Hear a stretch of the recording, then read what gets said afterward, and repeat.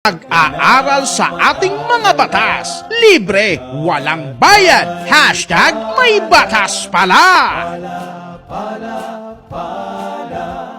Okay, karapatan ng mga teachers sa mga public schools. JC, napakalaga ng papel na ginagampanan Yes ng po. mga guro sa pagtataguyod ng isang matatag na republika. Yes po, hindi matatawaran kasi Chief ang kadakilaan ng propesyon ng pagtuturo. Kaya ipinasa po ang Republic Act number 4670 o mas kilala sa tawag na Magna Carta for Public School Teachers upang bigyan ng proteksyon ang mga guro na naglilingkod sa pampublikong paaralan. Maliban po sa professional staff ng state colleges at universities. Alamin po natin ang mga benepisyo ng mga guro sa ilalim ng batas, lalo na't sisimulan nating ipagdiwang, gaya po ng nasabi nyo kanina, Chief, ang National Teachers Month ngayong September 5. At syempre, ang karapatan ng mga guro ay magkaroon ng security of tenure. At Yes. hindi sila maaaring tanggalin at maliban na lamang kung mayroon just or authorized cause. Yes po. Dapat may formal charge kung may kaso. Imbestigahan.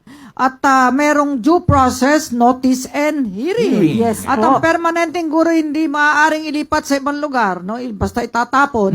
Kapag wala itong pahintulot, maliban na lamang kung dahil sa tawag ng tungkulin, at kinakailangan siyang mailipat sa ibang lugar para magturo. Yes. Opo, ano pang karapatan ng mga guro? Kapag ang permanenteng guro ay sinampahan ng kasong administratibo, siya ay may karapatang mapadalhan ng notice in writing kung ano ang ikinakaso laban sa kanya at madepensahan ng kanyang sarili. At hanggat maaari, ito ngayon ko lang nalaman, dapat magsagawa ng mga hakbang ang mga otoridad na may empleyo sa parehong lugar ang mga guro na mag-asawa. Ayan, JC, may Yes, ang karapatan ng guro Opo, na ang bigyan ng 6 na oras sa bawat araw na ano.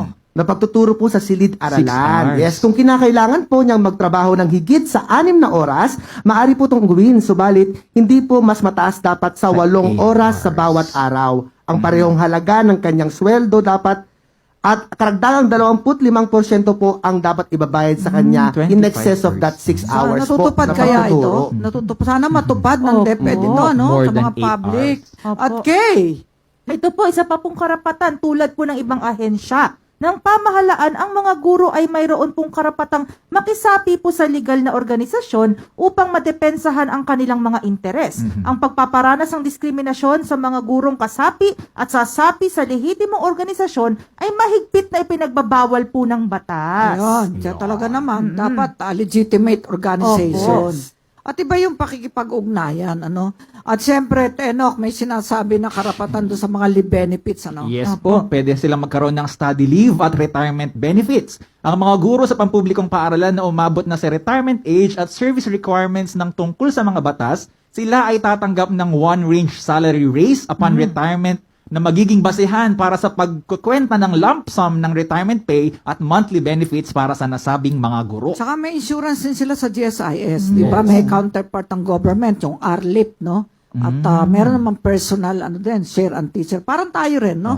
At siyempre, ayon sa batas, dapat libre na ibigay ng pamahalaan sa mga guro. Alin? Ang Compulsory medical examination bago sila magturo at medical check-ups kada taon habang sila ay nagtuturo. Kung kinakailangan ang medical treatment o pagpapagamot, kinakailangan na ibigay din ito ng libre ng pamahalaan. sana Wow. nagagawa ng Ganda po, hanggang sa yes. mga Ang probinsya. daming teachers. Oo, alam ito para malaman ng mga teachers. Hindi po tayo dito para mang-away. Tayo po yung nagpapaalam ng karapatan at kung ano ang batas para po ang batas maproteksyonan ang lahat.